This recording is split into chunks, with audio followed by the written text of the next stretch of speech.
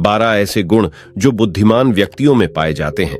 ये वह गुण है जो एक आम व्यक्ति को भी बुद्धिमान बना सकते हैं।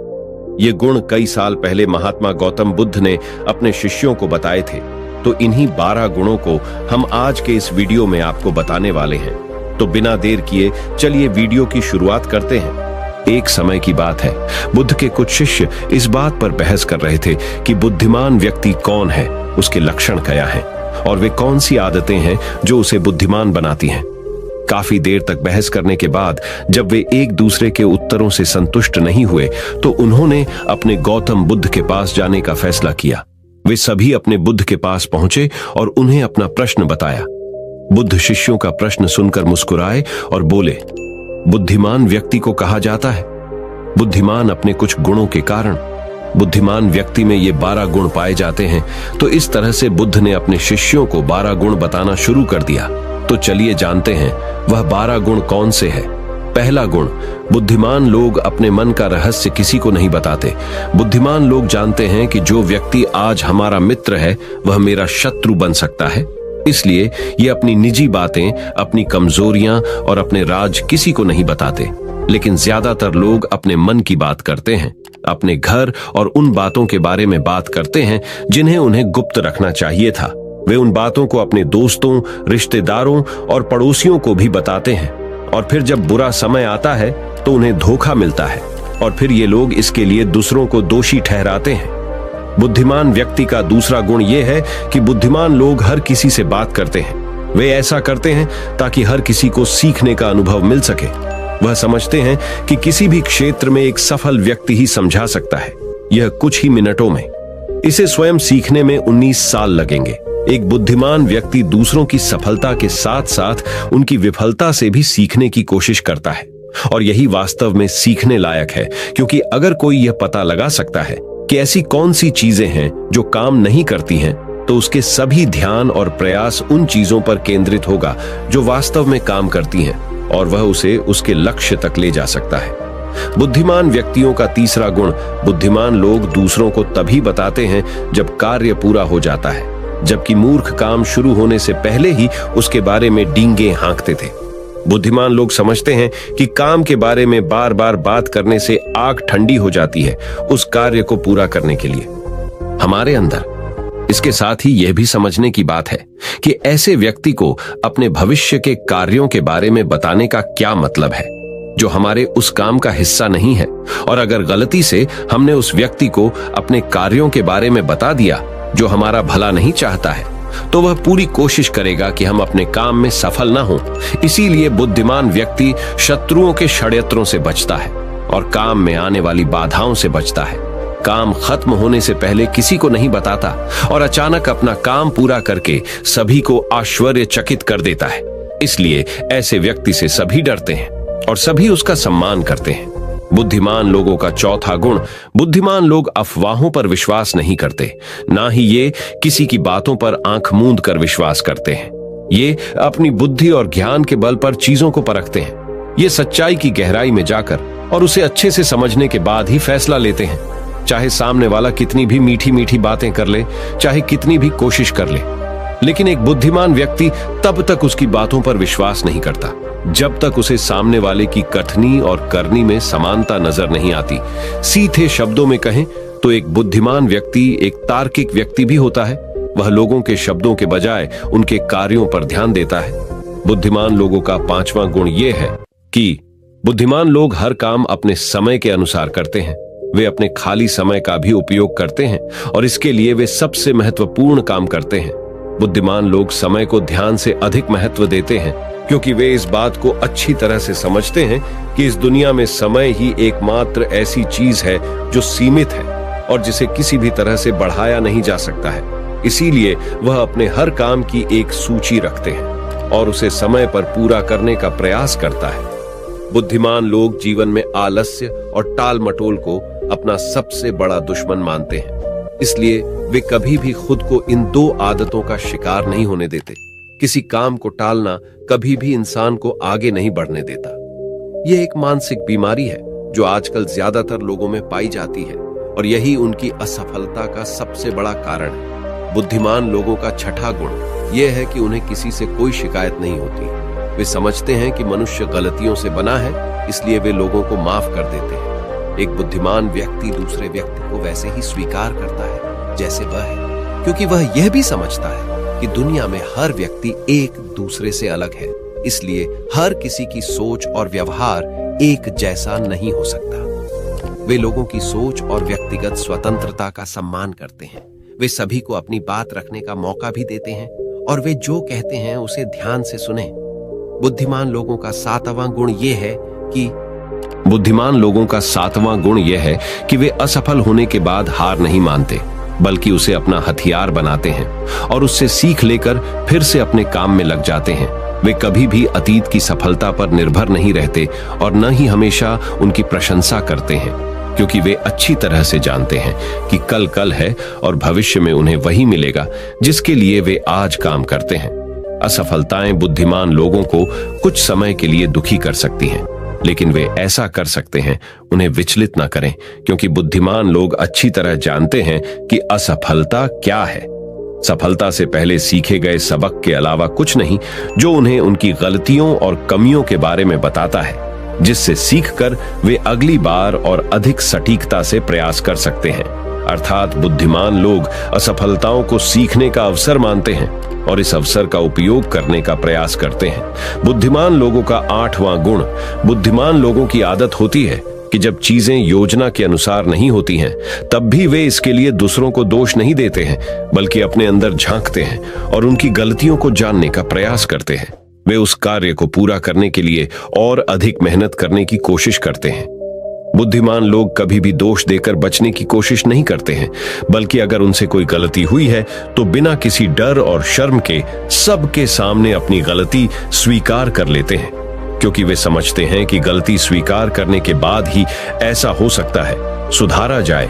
बल्कि एक सामान्य व्यक्ति अपनी गलती का दोष दूसरों पर मढ़कर बचने की कोशिश करता है, ताकि वह कभी भी अपनी गलती सुधार कर आगे न बढ़ सके। साथ ही ऐसा व्यक्ति अपने जीवन की असफलताओं के लिए हमेशा दूसरों को जिम्मेदार ठहराता रहता है और कभी भी अपने अंदर झांकने की कोशिश नहीं करता। तो बुद्धिमान लोगों का 9वां गुण यह है कि बुद्धिमान लोग खुद से बात करते हैं। दरअसल बुद्धिमान लोग अधिक चिंतनशील होते हैं। वे बहुत सोचते हैं, लेकिन उनकी सोच काल्पनिक नहीं होती है और न ही वह अतीत के किसी विचार के बारे में बार बार सोचते रहते हैं। वे एक खोजने की सोच रहे हैं। किसी समस्या के समाधान के बारे में वे तब गहराई से सोचते हैं जब वे चिंतन और मनन कर रहे होते हैं। वे उस दौरान खुद से बातें करते हैं, क्योंकि इस दौरान उनका दिमाग बहुत तेजी से काम कर रहा होता है और वे चीजों के बारे में बहुत गहराई से सोचते हैं।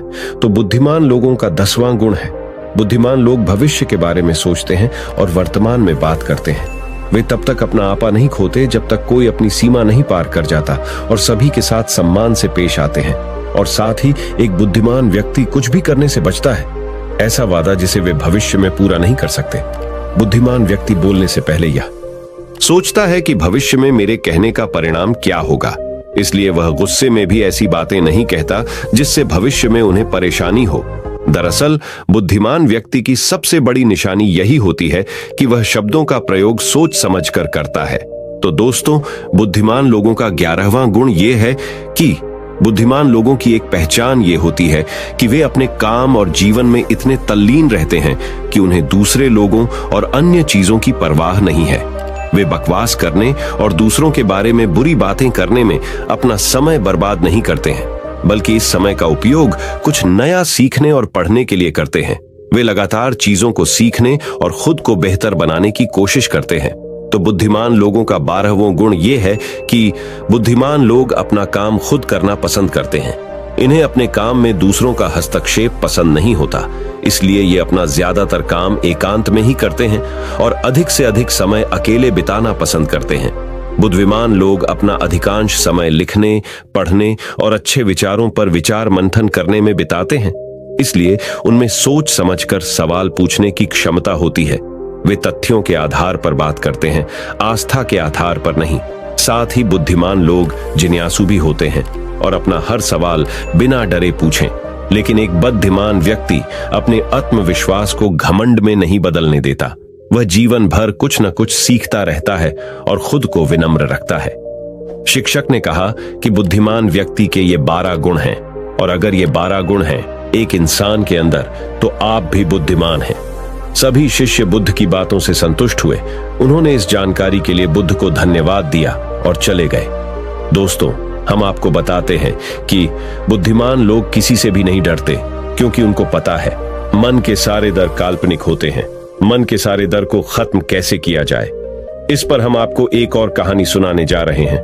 उसे सुनने के बाद आपको किसी भी चीज का डर नहीं रहेगा। तो चलिए उसे कहानी की शुरुआत करते हैं। एक बार एक व्यक्ति गौतम बुद्ध के आश्रम में रहने आया। आश्रम की शांति में 2 दिन बीत जाने के बाद वह बुद्ध के पास जाता है और कहता है, बुद्ध, मेरे मन में कुछ प्रश्न उठ रहे हैं। मैं उनका उत्तर जानने के लिए यहाँ आया हूँ। बुद्ध ने कहा, पूछो, आपका प्रश्न क्या है? उस आदमी ने कहा, बुद्ध, मैं अपने जीवन से बिल्कुल भी खुश नहीं हूं। दुखों और परेशानियों के पहाड़ ने मेरे जीवन को नर्क बना दिया है। मेरे जीवन में कुछ भी ठीक नहीं चल रहा है। मैं जानना चाहता हूं कि मेरे साथ ये सब क्यों हो रहा है। मैं इतना बदकिस्मत क्यों हूं?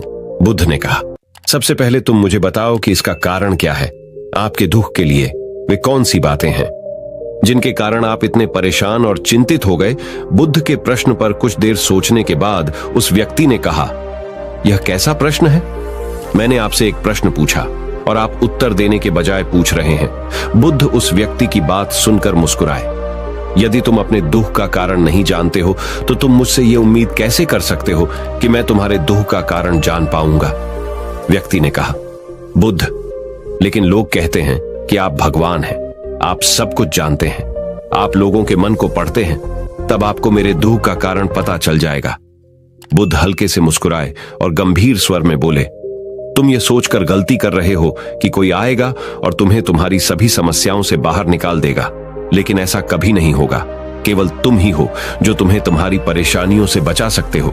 महसूस करें कि आपने आत्मज्ञान प्राप्त कर लिया है, तो आप अपनी समस्या का समाधान कर सकते हैं। मैं भी आपके जैसा हूं, फर्क सिर्फ इतना है कि सब कुछ साफ है।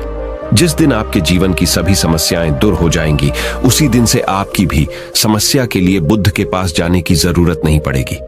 बुद्ध ने उस व्यक्ति से पूछा, क्या तुमने कभी किसी फूल को ध्यान से देखा है?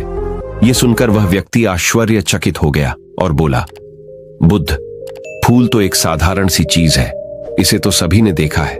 बुद्ध ने कहा, फूल एक कली है। सुबह अंधेरा होता है, दिन के उजाले में फूल बन जाता है, शाम को मुरझ जाता है। यदि फूल केवल इसी बात की चिंता करता है, तो शाम तक उसे मुरझाकर गिरना ही पड़ता है, वह कभी खिल नहीं पाएगा। इस तरह अगर आप केवल अपने दुखों के बारे में ही सोचेंगे, तो आप कभी खुश नहीं रह पाएंगे।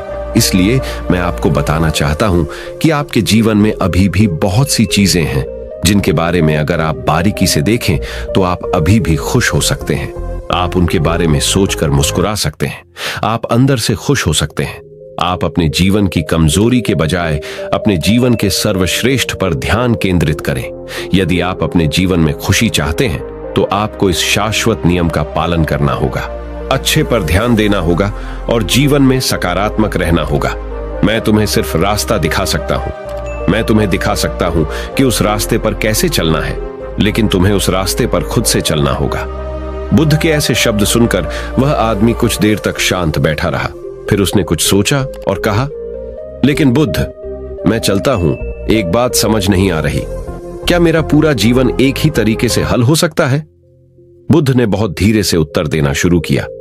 मान लीजिए कि कोई भविष्यवक्ता आपको बताता है कि आज शाम तक आपकी मृत्यु निश्चित है। यह जानकर आपको उन बातों की चिंता होगी जिनके बारे में आप अभी चिंता कर रहे थे। आपको याद भी नहीं होगा कि किस तरह की परेशानियां हैं और किस बात की चिंता कर रहे हैं। आप उस वक्त सिर्फ उस हकीकत के बारे में सोच रहे होंगे जिसे लोग मौत कहते हैं। अचानक आपको एहसास होगा कि जिन छोटी छोटी चीजों को आप उसकी सबसे बड़ी परेशानियां कहते थे, वह कुछ भी नहीं। अचानक आपको लगेगा कि चिंता करना बेकार है। आज शाम तक मैं दुनिया छोड़ने वाला हूं और आप पाएंगे कि आपके पूरे जीवन के वे क्षण व्यर्थ हो गए जो आपने चिंता, ईर्ष्या और व्यर्थ कष्ट में बिताए होंगे। लोग बोलते तो हैं, लेकिन अंदर से कभी स्वीकार नहीं करते कि एक दिन उन्हें भी इस दुनिया से जाना है। उनकी इच्छाएं इतनी प्रबल होती हैं कि वे खुद को अमर मानते हैं। सुख और दुख दोनों ही स्थायी नहीं हैं। यह हमारे कार्यों और विचारों से निर्मित होते हैं। वह आदमी जो बुद्ध की बातें सुन रहा था टोकते हुए बोला, तो आपके कहने का मतलब यह है कि मैं हमेशा सोचता हूं कि मैं मरने वाला हूं। क्या यह सोच मेरी सभी समस्याओं का समाधान कर देगी? नहीं, ऐसा कभी मत सोचिए। आपको बस ये स्वीकार करना होगा कि दुनिया में मेरी उपस्थिति अनिश्चित है।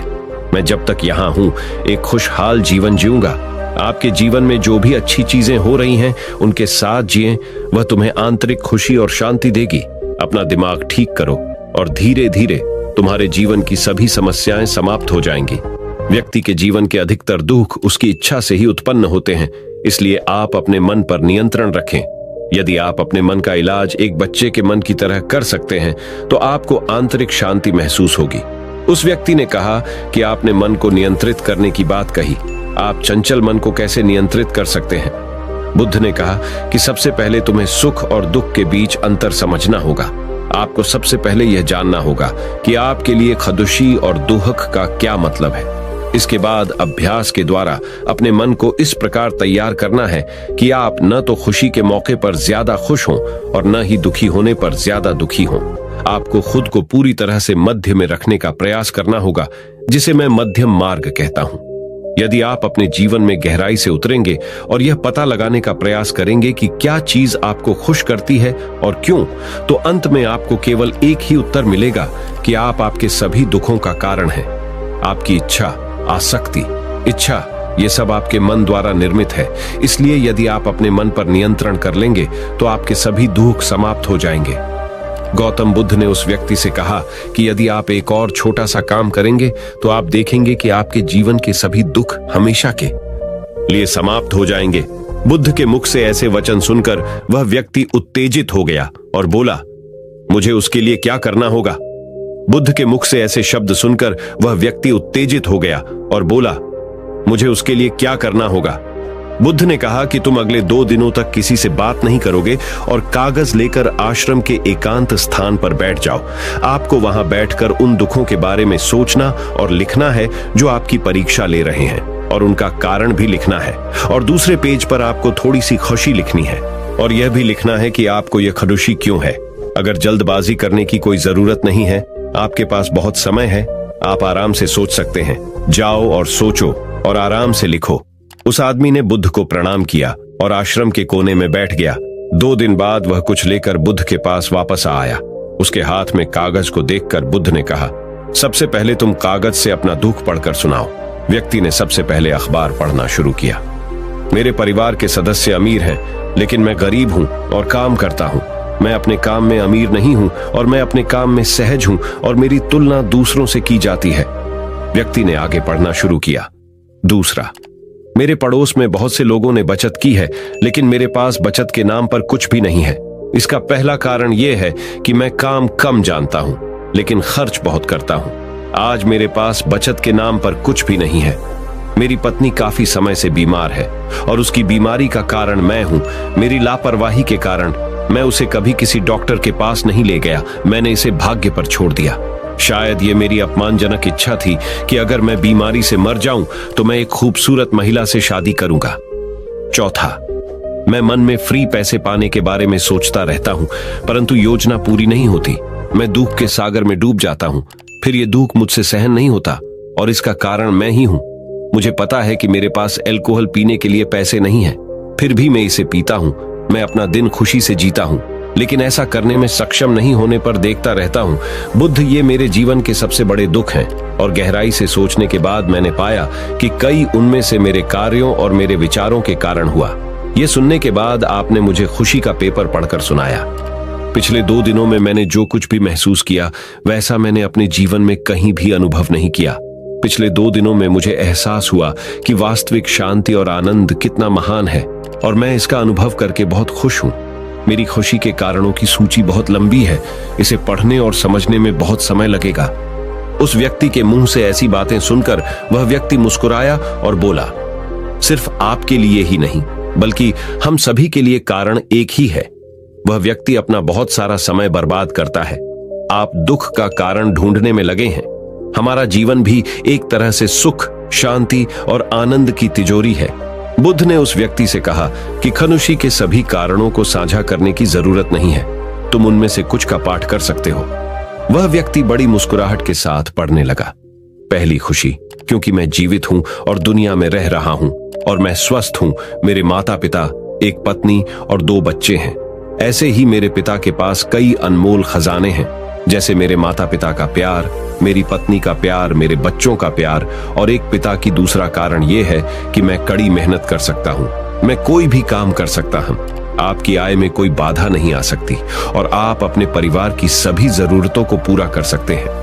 मुझे खुशी है कि मैं एक खुशहाल परिवार बना सकता हूं। मैं अपनी तुलना अपने भाइयों, अपने पड़ोसियों से करता हूं और आपने कृपा करके मुझे मानवता वाला इंसान बनाया है। सभी बुरी आदतों को छोड़कर आप सुखी और खुशहाल जीवन जी सकते हैं। और मेरे लिए सबसे बड़ी खुशी और सौभाग्य की बात यह है कि मुझे एक जगह मिल जाए।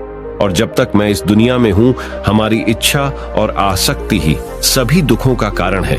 मैं खुद को जानने की पूरी कोशिश करूंगा और मैंने कभी नहीं किया। जीवित रहे। अब आप अपने परिवार के पास रह सकते हैं। यह जीवन सबके साथ है। आपके जीवन में कोई भी परेशानी आपको घेरने की कोशिश कर सकती है। जीवन अपने आप से कहने के लिए बहुत छोटा है और इस जीवन में आप चिंताओं और दुखों को खुद पर हावी नहीं होने देंगे। शांति से बैठकर उस दुख का कारण जानने का प्रयास करें और यदि मिल जाए तो उसे नष्ट करने का पूरा प्रयास कर दें। इस तरह आप मानसिक शांति और कभी न खत्म होने वाली कंजूसी पा सकते हैं। दोस्तों, आशा करता हूं कि आपको इस कहानी से बहुत कुछ सीखने को मिला होगा। इस कहानी में बस इतना ही। तो दोस्तों, आपको इस वीडियो में बताए गए बुद्धिमान लोगों के 12 गुण और अपने डर को पूरी तरह से खत्म कैसे करें, इन दोनों की कहानी पसंद आई हो तो इस वीडियो को जितना हो सके उतना अपने दोस्तों के साथ शेयर कीजिए और हमारे चैनल को सब्सक्राइब कीजिए और इस वीडियो को एक लाइक करना ना भूले। आपका वीडियो देखने के लिए बहुत बहुत धन्यवाद। नमो बुद्धाय।